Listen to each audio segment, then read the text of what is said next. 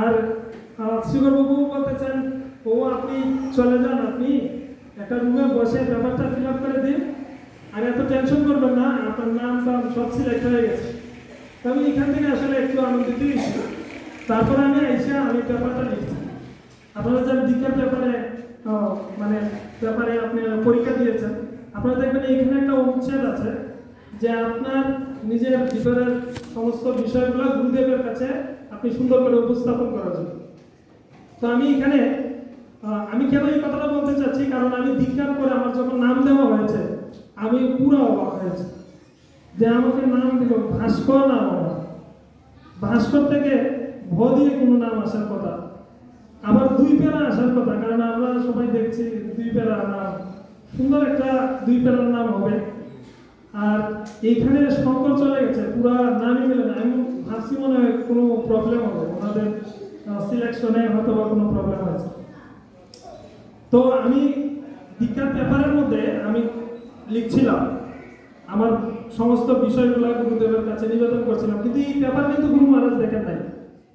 আমি লিখছিলাম, আমার মনে আছে একটা লাইন বলে আমি বলছিলাম যে যেরকম ভগবান সূর্য নারায়ণ উনি প্রকাশিত হয়ে সমগ্র জগতের কোনায় কোনায় ভগবানের নাম ওনার রশ্মি মানে উনি ছড়িয়ে দেন, প্রত্যেকটা জায়গায় সূর্যের রশ্মি মানে প্রবাহিত হয়, ঠিক একই রকম ভাবে হে গুরুদেব আপনি আমাকে ওই রকম কৃপা করুন যেন আমি সমগ্র জগতে ভগবানের বাণী, বিশেষ করে শ্রীমদ্ ভাগবতের কথা প্রচার করতে পারি।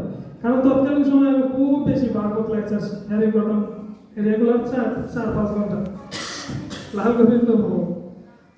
তো মানে এই বিষয়গুলো আমি লিখে আসছি। পরে আমি যখন আমার দীক্ষা হলো, আমাকে নাম দেওয়া হলো শঙ্কর দাস, আমি অবাক। আমি পরে শ্রীকর প্রভুকে কি জিজ্ঞাসা করেছি, প্রভু নামটা আমার শঙ্কর দাস আসছে, এটি কি কনফার্ম? হ্যাঁ আপনার নাম শঙ্কর দাস। আমি বললাম আসলে আমার নাম তো ভাস্কর ছিল, তো এইখান থেকে এটা কিভাবে গেল? বলতে যে সব গুরুদেবের কৃপা। পরের দিন আমাদের হরিভক্ত চৈতন্য দাস ব্রহ্মচারী প্রভু উনি আমাকে আনতে নেত্রকোনায় গেলেন। তো প্রভুর সাথে যখন আমি আসছিলাম এর পরের দিন রাস্তায় আমি আলোচনা করছিলাম প্রভুর সাথে যে প্রভু আমি তো খুব অবাক হয়েছি, মানে বিষয়টা এরকম। কিন্তু আমি রাত্রেবেলা আমি একটা মানে সমাধান আমি পেয়েছি। কেন? কারণ আমি পেপারের মধ্যে যা লিখেছি, কারণ আমার ইচ্ছা ছিল যে আমি ভগবানের বাণী খুব ভালোভাবে ভগবানের বাণী শ্রীমদ্ ভাগবত আমি প্রচার করব। তো ভাগবতের আদিবক্তাকে, শ্রীমদ্ ভাগবতের আদিবক্তা তো ভগবান শিবশঙ্কর, রামায়ণের আদিবক্তাকে ভগবান শিবশঙ্কর, কত পুরাণাদি শাস্ত্রের আদিবক্তা ভগবান শিব আর মাতা পার্বতী শ্রোতা। তো আমি যা লিখেছি গুরুদেব তো তাই দিয়েছে। আমি মানে মনে মনে অনুশোচনা করছিলাম যে আসলে গুরুদেবের প্রসাদ আমি মনে মনে না অপরাধ করে ফেলছি।